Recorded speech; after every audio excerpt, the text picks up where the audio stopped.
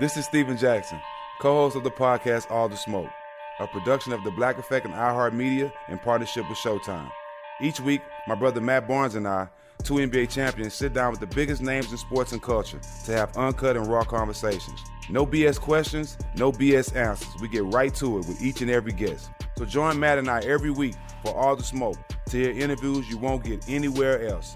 Subscribe on the iHeartRadio app, Apple Podcasts, or wherever you get your podcasts. Presented by Pepsi, Zero Sugar. Hey everyone, it's Michelle Williams, and I love being able to share my story with you on my podcast, Checking In with Michelle Williams, where my guests and I, we get real as we share the ups and downs of our mental health journeys, and I'd love for you to join me. iHeartRadio is #1 for podcasts, but don't take our word for it. Listen to Checking In with Michelle Williams every Tuesday, a part of The Black Effect on the iHeartRadio app or wherever you get your podcasts. Presented by Pepsi Zero Sugar.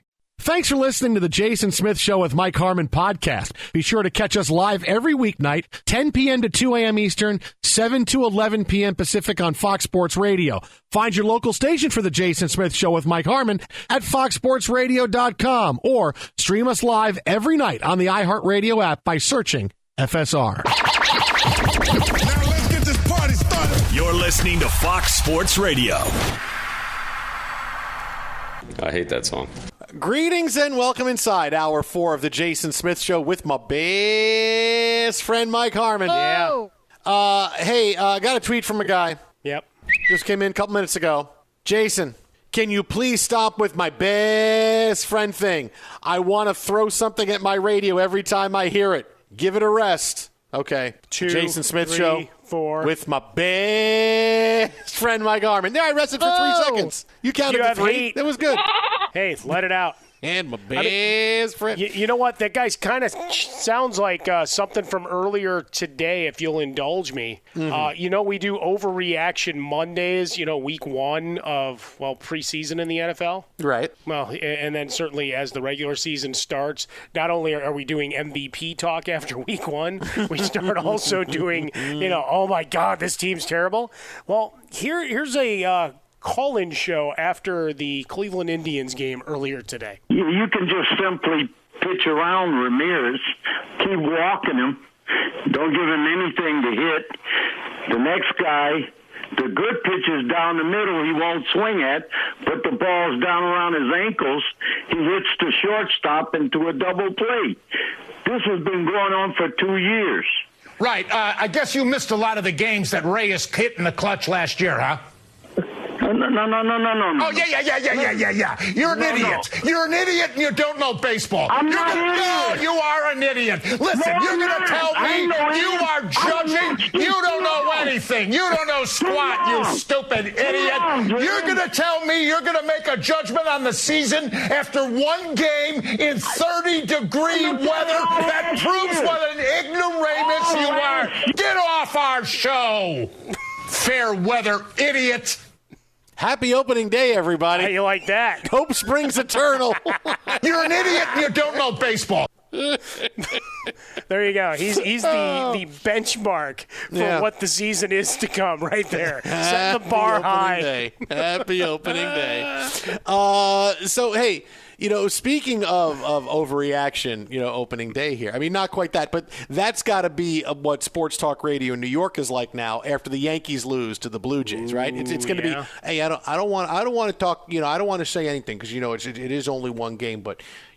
We lost on opening day, right? All right, so now we're looking up at the Jays, and we didn't score any runs, and Judge didn't hit, and we left a lot of guys on base, and I'm going to see this all bleeping season, and we suck now. And we suck. And I'm going to say it right now. I just talked myself into that in the last 5 seconds. We suck now. And I think we got to have changes. I know. I'll hang up and listen. But really, Yank, we need some changes now.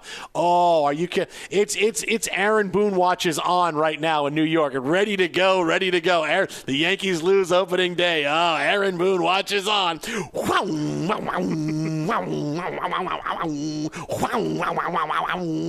Oh, it's there, Mike Harmon. It is there. That's got to hurt your throat after a while. The curiosity is, the definition of insanity, right? Doing the same thing over and over and expecting different results. You brought back a team that, doesn't put the ball in play. Part of the problem overall in Major League Baseball, people moan about the 3 outcomes. 13 strikeouts for the Yankees, including striking out the side to close out the game. So Blue Jays, talking about them a little bit earlier as a team that should be competitive. The Yankees, not only they have health questions throughout the lineup, now you're looking at how hot does that seat get? And we hope all good things, for Aaron Boone and his health and everything else. But it's the microscope is on, particularly when the Mets come in and spend a lot of money. $341 million for a shortstop. It's going to magnify the battle in the back of the fish wraps every day. So overreaction central begins. I'll be looking for great quotes and calls tomorrow during the day as well. I'm telling you, man, June 1st, if the Yankees are under 500 and underachieving June 1st, Aaron Boone gets replaced as Yankee manager. Yeah, I'm telling you. You lose 3-2. You didn't get hammered. And in the end, look, if a guy's not willing to put on some Barry Bonds armor to lean in and take one for the team to get a base runner on, I don't know what to tell you. But that's, listen, the Yankees, it's clear that it's, okay, we have to get to the World Series. We've had all the talent in the world. Mm-hmm. We've had years of, who's great? Look at Miguel Andujar. We can't trade him for Jacob deGrom. Miguel Andujar is so good. We can't trade him. Brian Cashman saying, I got to walk around the city. I can't trade Miguel Andujar for Jacob deGrom. Now it's, man, we could have traded Miguel Andujar for Jacob deGrom. The pressure is there, and Aaron Boone's going to be the fall guy. And obviously it's one day here for the Yankees, and things could wind up being fine. But his seat is the absolute hottest, and he's the guy you got to watch out for, because that's going to be the biggest if the Yankees don't play well. And look, they're in a really tough division, right? They're in a division where they can cannibalize each other. We talked about how great the Blue Jays lineup is. Look, the Orioles are going to stink. Everybody else can start winning some games now. It's not like you got a bunch of weak sisters here. You have a lot of talent there in the American League East, and if the Yankees, if they're injury prone, if they don't hit in the clutch, if they have issues, that can happen really, really fast, and it's not going to be a patient year. It's going to be, we got to save things now, so it's going to be something else and somebody else's voice in that clubhouse to get things going, because all the Yankees are going to say is, we have all the talent. Right? There's never been a question at who the Yankees have. It's been a question of not having talent. We've had too much talent. What do? We figure our guys out. That's never been the question. So when you have all this talent, you spend all that money, well, who's going to get blamed? It's not going to be the players. They're not going to sit around and trade Garrett Cole and say, well, we need other guys. No, it's going to be Aaron Boone. I mean, that his seat is so hot he can't even sit on it for the next couple of months. Got to have a fall guy. And look, the Orioles have a bunch of young talent. They're going to be fun to watch. Will they win a lot of games? Probably not. But they'll be interesting. I mean, Mountcastle and some of the Reuschman and some of these other guys that have come up. It's going to be interesting to at least see their development. The Red Sox, we just know for 19 games they'll be a thorn in the side, right? It's, familiarity breeds contempt, and usually some pretty good games mixed there in the final balance of it all. But to your point, you've got a lot of talent, and they've tried to do the same things the Dodgers have in terms of, these are our prize prospects, so we can't trade them, without the same results. And the big guys that they spent the money on haven't been able to stay healthy. Right? I'd love to see a full season with Judge and Stanton together. You kidding me? If they both play 150 plus, am I banking on that happening this year? Hell no. The guys in the rotation, they're all great names, but they've all had some injury issues along the way, except for, Cole, not quite the same. I don't know, man. It's one of those for Aaron Boone. He's just in a bad spot because, for him, they went 0 for 9 with runners in scoring position. That ain't his fault. But he's going to get blamed. Situational hitting. You've got to teach them up. It's like they're in their mid-30s if they don't know by now. I mean, obviously Cole had been shut down, with his elbow, but all expectations are that he's a 200-inning eater again. So if you get that, then that at least solves one piece. But what about the rest of the puzzle in the rotation? I just don't know. fundamentals always comes back. What's your base? And when you bring in guys and heavy hitters like this, sometimes it just doesn't translate to go back to play small ball. They don't do it anymore. I mean, we joked about it before. There was a Cubs writer saying, hey, they've already matched their sacrifice bunts total of last year. I know it was only 60 games, but it's opening day. Nah, nobody bunts any. I mean, I can't even teach kids that I coach in softball to bunt. Coach, are we going to bunt? No, why would we bunt? We're not bunting. You should. Get them on, get them over, get them in. Bunting is an art that had its day and left. You know, it's kind of like Laserdisc. You know, no one buys Laserdisc anymore. Laserdisc had its day. It's done now. We moved on to something else. Can I just throw one more rant out? Because I've heard everybody as we've approached the 2021 season complaining about the shift. Too bad. Learn to hit. Situational hitting. Placement hitting. I don't know. Just poking the bat instead of trying to murder the ball and going the opposite way. You know, little subtleties they used to teach. Here, go back and watch some of those Ted Williams and Tony Gwynn talking about the art of hitting videos that you can find on YouTube. Stop complaining about the shift. Figure it out. Twitter at How About a Fresca. Mike at Swollen Dome, the Jason Smith Show with Mike Harmon. So we got more MLB coming up in a little bit, but I promised we would get to this NBA story because a couple of things happened tonight, and this is why the Lakers need to look at 6th place as being their ultimate goal this season to finish in the regular season in the Western Conference. Number one, because we see how well the Blazers are playing following the trade deadline. Norman Powell has been terrific. The guy's been shooting over 50% from the field the last couple of months. He is such a huge addition for the Blazers. And again, they haven't lost with him. They are right on the Lakers' heels. And tonight, the Denver Nuggets did not play a great game. Nikola Jokic did not have a great game, but guess who did for the Nuggets as they beat the Clippers? Green, wrap around down low to Millsap. He's quadruple team, kick out 3. Murray, and he knocked it home. Jokic back behind him, over to Jamal Murray. Murray for 2. Got it! Nothing but net. There it is, Nuggets Radio Network on the call. Murray tonight goes for 23, 8 rebounds, a couple of assists, and the Nuggets beat the Clippers 101-94. The Nuggets are in a tie with the Lakers now for 4th place. No matter what happens the rest of the regular season, LeBron is still another 5 weeks away from returning. Anthony Davis is at least another couple or 3 weeks away. Andre Drummond, luckily for the Lakers, could be 1 or 2 games away.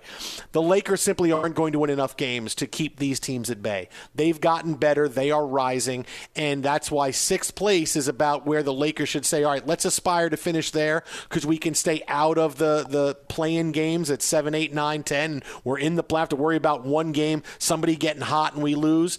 But really, 6th place is about the high point where you could say, where can the Lakers aspire to finish?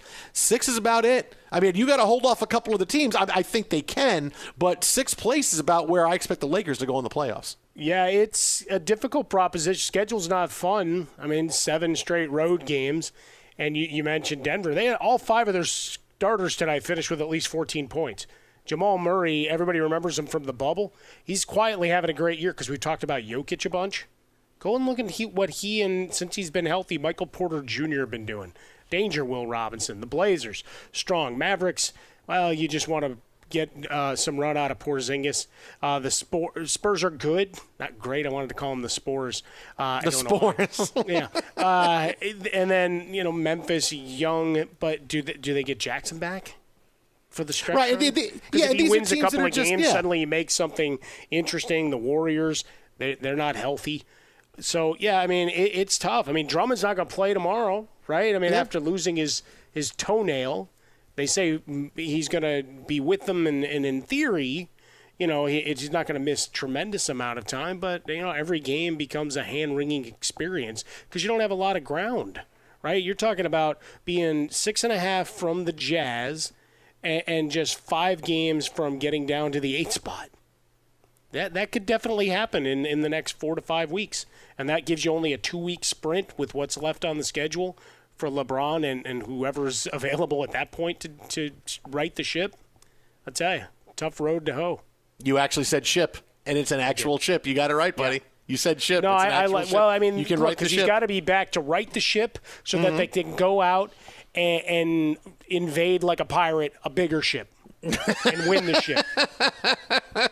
Here's a ship. We're going to take a bigger ship. Oh, that's how it works. All right, got it. Twitter at How About a Fresca. Boat can be anything, but if it's a ship, it's imposing.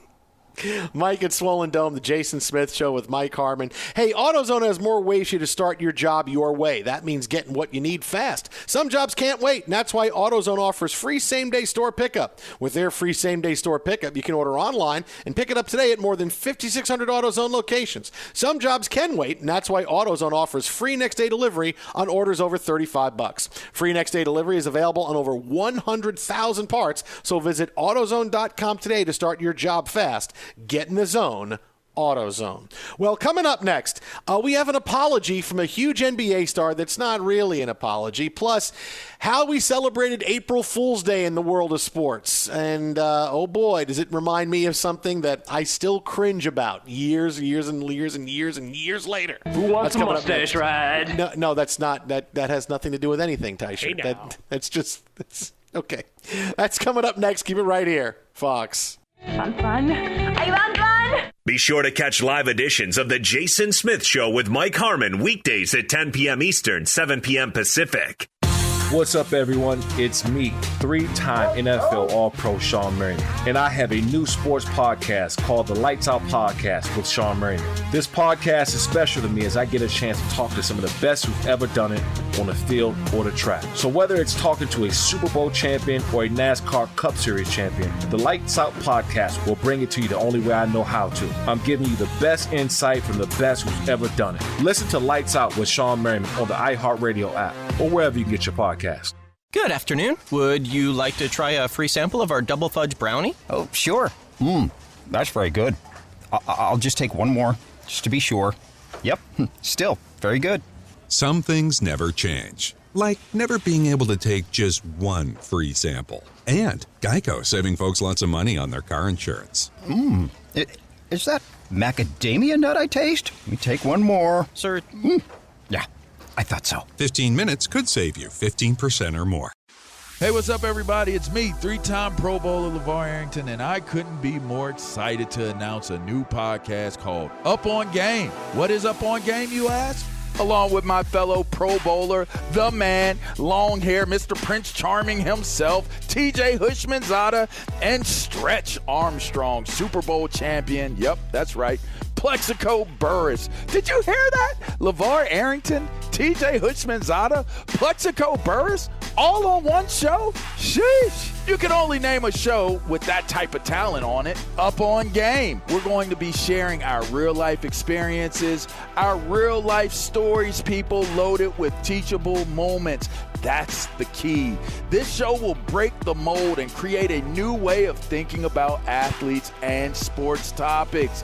Listen to Up on Game with me, LeVar Arrington, TJ Hushmanzada, and Plexico Burris on the iHeartRadio app, Apple Podcasts, or wherever you get your podcast from. Tune in, people! Fox Sports Radio, the Jason Smith Show with my best friend Mike Harmon. When a train hits a vehicle at a railway crossing, the results are often deadly. Be cautious at crossings, and if the signals are going, don't be tempted to try and sneak across the tracks, even if you don't see a train stop, because trains can't. Brought to you by NHTSA.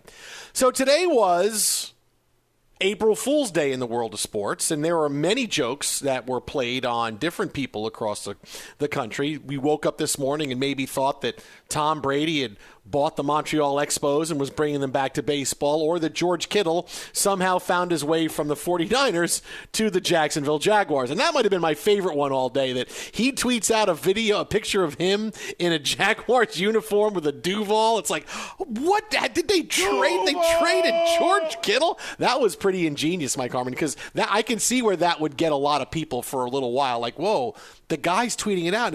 I get that there's jokes, but why would he tweet himself out on a new team? I don't understand. That was very well done by George Kittle. No, that's the high excellence of execution, as we call it here on Fox Sports Radio, stealing, of course, from Bret the Hitman Hart, because it was just so good. There's no details, right, out of the blue, and it's a player, because we've now embraced over the last couple of years, players are going to break news like that.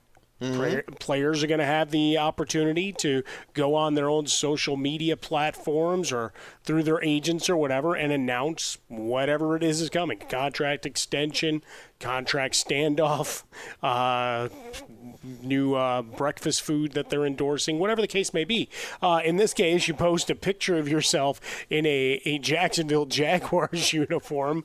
It becomes did I miss a Glazer or a Schefter or Rappaport or what the hell happened here? It's like, how do I not have any details? Why aren't my alerts working? Something's wrong with my phone. And instead it's April 1st. Yeah. I got the text from my friend in Connecticut today who just always sends me the same thing on April Fool's Day. He sends me Herman Moore, and I go, oh my God, because I always feel so bad because it's the April Fool's joke that I fell for the most that actually didn't turn out poor for me, but for my best friend for most of my life, it was awful for him. And every time he says, I go, oh my God, I just feel so bad about that. This is like, it was like 1996, 95-ish. And I was on vacation. It was like the week before the NFL draft. And this is when I was a production assistant at ESPN. And I'm on vacation in Detroit because, I vacation in Detroit because, I'm a tough guy like that. And I'm like, I'm like 22, 23. I'm not realizing at this point that people will go on the radio and actually play practical jokes to the extent they did. So, like, I get up and, forgetting it's April 1st, like I completely forgot. I get up and I'm driving somewhere with my wife. And one of the Detroit radio stations is doing this practical joke that Herman Moore was traded to the Jets for like the 4th overall pick in the draft. It was something like that. And I'm going, oh my God, we got Herman Moore. I was so excited. Like, we got Herman Moore. This is amazing. And they're talking about it like it's happening, and they have a reporter at Lions camp who's saying, I haven't been able to talk to anybody yet, but reports of him cleaning out his locker. He's not spoken there. And I'm going, oh my God, right? And I'm thinking the Jets, we got Herman Moore. Holy crap, we're going to be great. And so I'm like, you know what I got to do? I mean, I don't know if ESPN knows about this, right? So here's me. I call my best friend who's at work, and I go, hey, dude, I'm listening to the radio right now in Detroit, and they're saying that the Lions traded Herman Moore to the Jets for the 4th pick in the draft. He goes, what? I go, yes. I go, listen. And I hold the phone up, and he's listening. He's 22, 23 years old like I am. And, he's like, oh, my God, all right. So he goes into the Sports Center meeting, the 11 o'clock rundown meeting, right? Or the 6:30 rundown meeting. This is like, 8, 9 o'clock in the morning. And he goes in and he says, I was just talking to Jason Smith. He's in Detroit. He says the Lions just traded Herman Moore to the Jets for the 4th pick. And he said, and he's telling me this after because he's so mad at me. And I go, because I'm like, what happened? And he said, so I go in and I tell him, and everybody looks at me, and the executive producer just starts laughing out of control, going, you really think the Jets traded the 4th pick for Herman Moore and we don't know that? You really think that happened? And he goes, but Jason told me, he said they're talking about it on the radio. And then one of the producers just goes, you know what today is, right? Today's April Fool's Day. He goes, yeah, but, and again, and I that's why I feel, because he kept standing up for me, going, no, but Jason told me. He goes, Jason's playing a joke on you, man. It's not. And he calls me and he tells me this, and he's so mad. He goes, were you playing a joke on me? I go, no, I swear to God I wasn't. I really thought they traded him. Oh my God, they're still talking about it like they traded Herman Moore. And I really thought it happened. And I know there's still some part of him that thinks I was really just playing it up to him and seeing if he would go and do this and have it happen exactly how it did, that everybody at work laughed at him. So for the next month, anytime something came up, was one of those deadpan lines people would say, goes, hey, can someone tell Mike the Lions traded Herman Moore? And I was like, oh my God, he's going to want to kill me. It's like Billy Madison, people to kill, Jason Smith. He's just going to want to kill me. He brings it up every single April Fool's Day. Just sent Herman Moore, because he looked like a lunatic when he was in that meeting saying, hey, no, they traded Herman Moore to the Jets. Do you know where you work? Look at us. 670 career catches, 9,100 yards, 62 touchdowns. History lesson from 91 to 2002, playing his entire career in Detroit before finishing a single year. One game with the New York Football Giants. Now, you mentioned Herman Moore. I have to just give a little bit of love because we always invoke the names of our broadcasting legends. He's one of the names that I always associate. Like if you'd ask, right, what do you remember of Calls from Pat Summerall? It's, of course, Murder, She Wrote, but it's Carl Mecklenburg and another catch by Herman Moore. Like, that's the medal stand in terms of individual things from broadcast from Pat Summerall. And I'm sure someone in his family is mad and shaking their fist at me right now. He did so much more. I'm like, I know. I simplified it for the sake of radio. Very nice. The funny thing about that story is if they actually did it, because I remember the thing, it would have worked out great for the Lions, because Herman Moore had one more decent season, right? I think he had an 82 catch season or something like that, and then he was done, right? At 30 years old, Herman Moore was done. At 2000, yeah. Yeah, he was done. He was done. So if they actually did that, it would have worked out better for the Lions. That would have been amazing. Hey, 1999, he played 8 games, had, 16 receptions on 31 targets. Yeah. The following year, he was at 40. So it would have been the 1998 season you were looking at. 82 catches, 983 yards, and then he amassed just 700 receiving yards over the next 4 years. Yeah, I think it was coming off the 97 season, where it was his third straight 100 catch season. Massive year. Yeah, 104, 1293, and 8. They're not going to do that. I'm like, that would have actually worked out for the Lions if they did. They should have made that trade. I'm telling you, that would have worked. 1 year too early instead of too late, baby. Yeah. And thank you for explaining to millennials who Herman Moore is. I really appreciate it. I just felt like we needed that because, it's 2002. It's 20 years since he last played, man. I know. I can't believe his career ended. He got to 29, and that was it. It was just it for him. He just couldn't do it anymore. Be sure to catch live editions of The Jason Smith Show with Mike Harmon weekdays at 10 p.m. Eastern, 7 p.m. Pacific on Fox Sports Radio and the iHeartRadio app. Been thinking about McDonald's all day. Can't get it off my mind. I can already taste it. Ooh, got my mind on my mouth and my mouth ready for some Mickey D's deal. There's a deal for every moment at McDonald's. Right now, get 2 of your favorites for just $3.50. Mix and match a classic McChicken, a hot and spicy McChicken, or a juicy McDouble. Price and participation may vary. Cannot be combined with combo meal. Single item at regular price. September 10th, 2001. 1 block from the World Trade Center.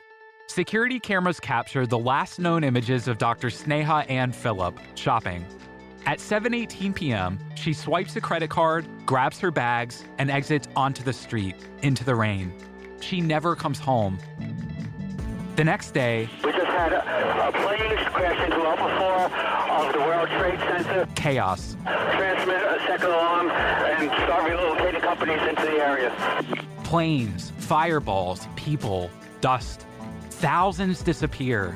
But Sneha is different. Lost between the pre and the post, the in-between. There are so many questions. Above all, where was she the night of the 10th? There's not a trace of her. Nothing. Listen to Missing on 9/11 on the iHeartRadio app, Apple Podcasts, or wherever you get your podcasts. The Death and Life of Kobe Bryant is a limited series podcast that looks back at the investigation of the crash a year ago that killed the basketball superstar, his daughter, and 7 others. LA County Fire, 83. Helicopter crashed into a mountain. We heard it, and now I'm looking at the flames. The Death and Life of Kobe Bryant takes a different look at one of the biggest tragedies of 2020. NBA star Kobe Bryant was on board that helicopter. Kobe Bryant died earlier this afternoon in Los Angeles in a helicopter crash. News reports are just coming in. The Death and Life of Kobe Bryant includes exclusive content and a look at the legacy number 24 leaves behind. He never wanted to rest on the laurels of, hey, I'm just a sports star. Anything that he was going to put his name to, anything he was going to help with, he and Vanessa were going to give it their all. Listen to The Death and Life of Kobe Bryant on the iHeartRadio app, Apple Podcasts, or wherever you get your podcasts. When is an apology not really an apology? The last couple of days, we have talked a lot about the Kevin Durant-Michael Rappaport feud that was made public due to private messages that Rappaport says were sent to him from Kevin Durant. Look, Rappaport went on, like he's been big in sports the last few years, and he talked about how uncomfortable and how weird Kevin Durant looked in an interview with the NBA on TNT, and things devolved from there. And Kevin Durant was really mad, and he threatens Michael Rappaport at one point, trying to see if they could meet so they could fight. He used threatening language and anti-gay and misogynistic slurs. It was a very, very big thing over the course of the past couple of days. And today, Kevin Durant apologized that fans and the public saw the profanity-ridden back and forth. Here he is. I'm sorry that people seen that language I use. It's not really what I want people to see and hear from me, but hopefully I can move past it and get back out on the floor.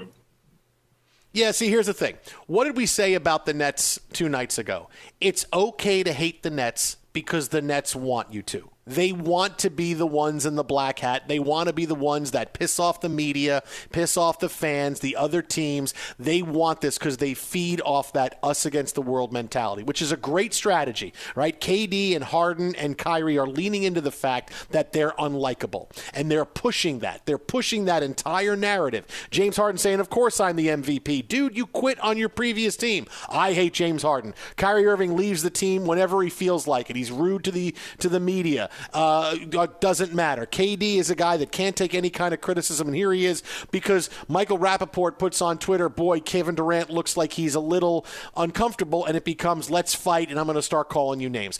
KD's been on Twitter enough. He knows Twitter pretty well, burner accounts, to know that if I say something to somebody, it could wind up being made public, and that's exactly what happened. I don't buy this apology because this is what the Nets want. They want you to hate them. They want to feed off the energy of everybody can't stand us because we're leaning into it instead of walking away from it, right? When the Heatles started, they tried to say, don't hate us, don't hate us, don't hate us. Dwayne Wade was crying after games. Oh, everybody's all happy now because the Heat lost. And they've realized, the Nets have, that, you know what? People are just going to hate us. We got 3 great players together. We're streaming towards the playoffs. We're going to be a championship contender. We could win it all. I get that people don't like us. Let's lean into it. This gets out, and Kevin Durant said, I'm sorry people saw the language I used. If you really cared, you wouldn't be saying stuff like that. You wouldn't care about a back and forth with Michael Rappaport. But the guy cares about everything. And, he got into his back and forth with Stephen A. Smith and all these other things happening. It's gone past the point where, oh, hey, Kevin Durant's got to... No, now I know they want this to happen. Now I know they are ready for this, and they are creating this to feed them through the rest of the regular season into the playoffs. It's okay to hate the Nets because they want you to hate them. Well, the other thing is it's not an apology, right? I mean, he says, I'm sorry that people saw the language I used. Yes. No, not for the language I used. Right. He's sorry that people saw. That's why I said it was kind of an apology. It's kind of an apology. No, there's no apology. That's they're making me get in front of the microphone to address this. Steve Nash talked about it, said they had internal dialogues and left it at that. I still think, as I said the other day, that you'll have the commissioner weigh in on this at some point. But, yeah, to your point, that they're bored. And, what else does he have to do in between rehab and his injury is to sit around and play on social media, which we know he's been doing for years. The other thing, I mean, put the language aside where it escalates to. You've been calling him out about being in his fields for years. Why isn't he coming and yelling at you? Yeah, I don't know. Because I don't tweet at him. Because I don't do that to players. I don't needle them. I don't needle people on Twitter and say, oh, I'm going to say something bad about you and tag you on it just to make you do it. People do that to me, and I just blow it off. I mean, that's how you're supposed to tweet social media. Oh, if I wanted to do it, I could do that to Kevin Durant, but I don't do that because I do the show. As you know, you and I do the show for the people listening. I don't do the show for Kevin Durant. And some of the people listening hear what they want anyway, and still accuse you of terrible, horrible things. Like, where did you get this? But hey, to each their own. Whatever gets you through the night, as John Lennon so famously sang. But yeah, for Kevin Durant, it's get to the playoffs, right? That they know that's the only way their season is judged. I loved Blake Griffin the other day. He goes, for 2 years, you guys just told me I was washed up and terrible. Mm-hmm. And now I'm the guy that's the tipping point, and you're stacking the deck by bringing me in. I thought it was the greatest moment of athlete self-awareness, on display, right? Hey, we don't read stuff we don't know. No, he knows. He knows exactly what folk, and he said it. Because you guys have been calling me washed and terrible, and I'm done, and now all of a sudden here I'm part of a super team, and you're looking at me like I'm a superhero. It's like I just love the way the narrative changes, right? Everybody got all mad. Oh, these guys showed up, and now they're going to go play with LeBron James. Who the hell has talked about LaMarcus Aldridge as some transcendent player? Good player, great numbers. Don't get me wrong, he's a good player, but all of a sudden him showing up after doing something that was in the CBA, something that probably won't be in the CBA next time around, in terms of these buyouts without some other restrictions or draft picks or whatever other compensation they try to do when someone signs away and they come to these agreements. But like for both of those guys, all of a sudden they're supposed to be, it's the same thing as the big three forming because they were able to get buyouts. Like I just don't understand where this goes. But for now, embrace the hate. Embrace the villainy. Sell as many T-shirts and pieces as you can. I'd like to see Kevin Durant do some more discussions about all the money he's investing in memorabilia and NFTs. Like, that's fascinating to me, right? Because that's part of what he did while he was in Golden State was to learn about all that. And they said he was always picking the brains of all the tech giants. Cool. Let's get into that. Having a slap fight with Michael Rappaport? What a waste of time. Find something else to do. Go play Call of Duty with Anthony Davis and LeBron. But it works. They're just sitting around too. It gives them energy. This is what they like. It helps. Like you said, it's not just the boredom. It's just you want us to be this way. And look, Kevin Durant has always been mentally fragile around criticism of any kind, right? So now I'm just going to go back at writing that letter, right? I'm just going to go Mr. back and Unreliable, baby. Yeah, I mean, it's working. It's doing this because it's not he doesn't want to do it. He's doing it because he wants to do it. It's not a mistake. It's not something else they need to do. No, they want to do it. They love this part. This is what feeds them. And for a short period of time, it can work. Like I said, it's a great strategy. But that's why, the Nets, I don't know. Yeah, no, it's okay to hate them. They want you to hate them. They really do. Feed on that energy. Yes. Sitting there like Emperor Palpatine. Yes. Yes. Yeah, I thought we were going to go more Mr. Burns. Excellent. Yes. Well, you could do that too. Feel the energy, Smithers. How old do you think I am? 107. I am only 81.